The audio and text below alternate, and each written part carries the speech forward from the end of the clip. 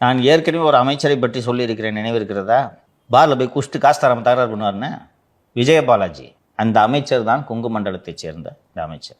விகடனில் இன்று வந்திருக்கக்கூடிய செய்தி என்னவென்றால், கொங்கு மண்டலத்தைச் சேர்ந்த அந்த அமைச்சர் தனது மாவட்டத்துக்கு உட்பட்ட சாயப்பட்டறை அதிபர்களிடம் பெரிதாக வசூலை நடத்திவிட்டார்.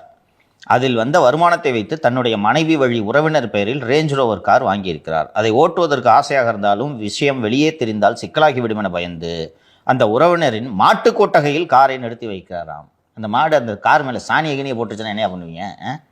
ரேஞ்ச் ரோவர் நிறுத்துற இடமாயாது. நான்சென்ஸ்.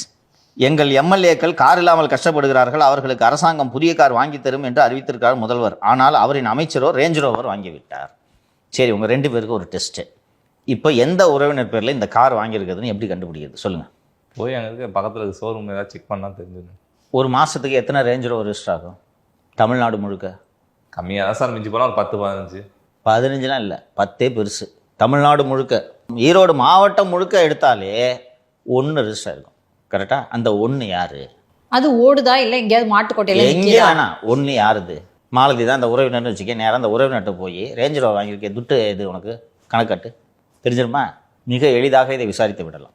இதை விசாரித்து விட்டு அடுத்த அமைச்சரவை மாற்றத்தில் நீ போய் மாட்டுக்கோட்டாயிலே உட்காருன்னு அந்த விஜயபாலாஜியை உட்கார வச்சிடணும். பக்கத்தில் போய் சாணி அள்ளிட்டு இங்கே வராத.